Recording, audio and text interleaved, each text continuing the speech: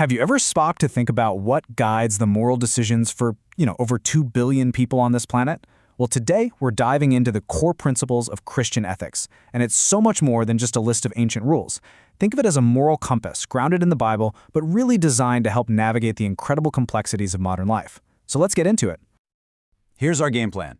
We're going to start by defining what this moral compass actually is. Then, we'll uncover the two main commandments that everything else is built on. From there, we'll look at how those big ideas become actual blueprints for how to live. After that, we'll explore the focus on inner character, and finally, see how all of this is meant to go out and shape the world around us.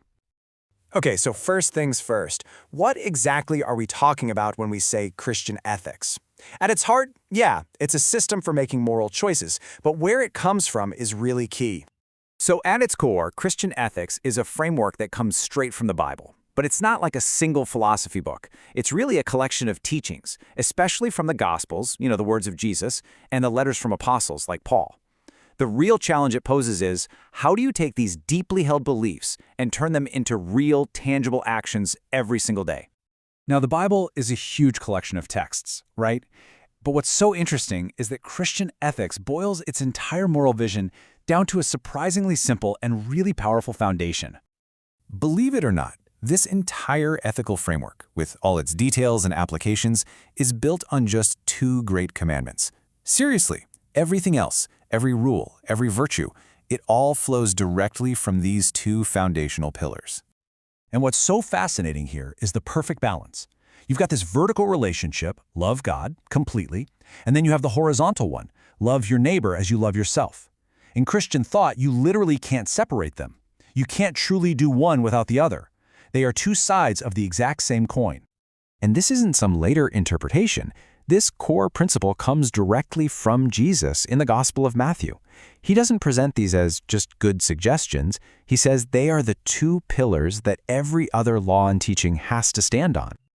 So, that's a great principle, love your neighbor. But how do you actually apply that to the messy reality of everyday life? Well, that's where we find these practical blueprints for living. This one is probably the most famous ethical guideline in the entire world. The Golden Rule is just the most direct, hands-on application of loving your neighbor. It's an active, empathetic idea that asks you to imagine yourself in someone else's shoes before you act, and that's a concept that resonates way beyond Christianity. Then you've got the Beatitudes, from Jesus' Sermon on the Mount. Now, these are less about specific rules and more about a state of being, an attitude. They praise things the world might see as weak, like humility, mercy, being a peacemaker, and they completely reframe them as the ultimate strengths. It's a really radical, counterintuitive idea. And of course, we have the 10 Commandments. They come from the Old Testament, and they provide these really fundamental moral boundaries.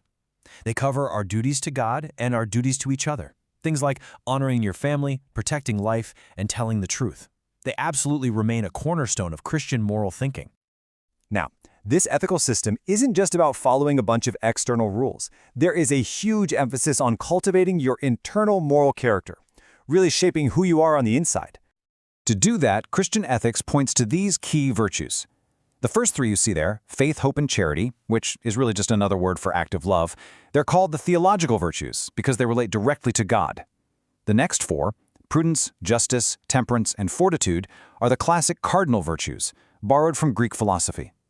The whole goal is to integrate these traits until doing the right thing just becomes second nature. Okay, but let's be real. Life is rarely black and white. What happens when the rules seem to conflict, or the right path just isn't clear? How is a person supposed to navigate a really complex moral dilemma? Well, the answer lies in the idea of conscience. Christian ethics puts a really high value on this inner guide. It's seen as something that's informed by Scripture, by reason, and by tradition. It's that internal faculty that helps a person figure out the right path when the map just isn't clear. But here's the thing. This ethical framework isn't meant to be lived out all by yourself. It has some profound implications for how believers are supposed to engage with their communities and, really, the entire world. You see, loving your neighbor extends way beyond just one-on-one interactions. It becomes a call for social justice, to actively care for the poor and the marginalized. It also includes this idea of stewardship of creation, which is basically an ethical mandate to take care of the environment. And it's about working to build a community that reflects that justice and love. And this ethic doesn't run away from the hardest questions. Take the just war theory, which actually has its roots in Christian thought, with thinkers like Augustine and Aquinas. It's a perfect example. It's a framework that tries to reconcile that command to love with the harsh realities of a broken world, asking when, if ever, it might be morally justifiable to go to war. So at the end of the day, Christian ethics is meant to be this powerful, transformative force. The core idea is that by shaping the moral character of individuals, the positive effects will start to ripple outward, contributing to the health and the flourishing of society as a whole.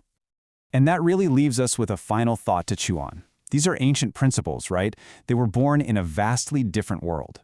So the big question for us today is, how do these ideas about love, justice, and inner character continue to shape our laws, our culture, and even our own moral compass, whether we're believers or not?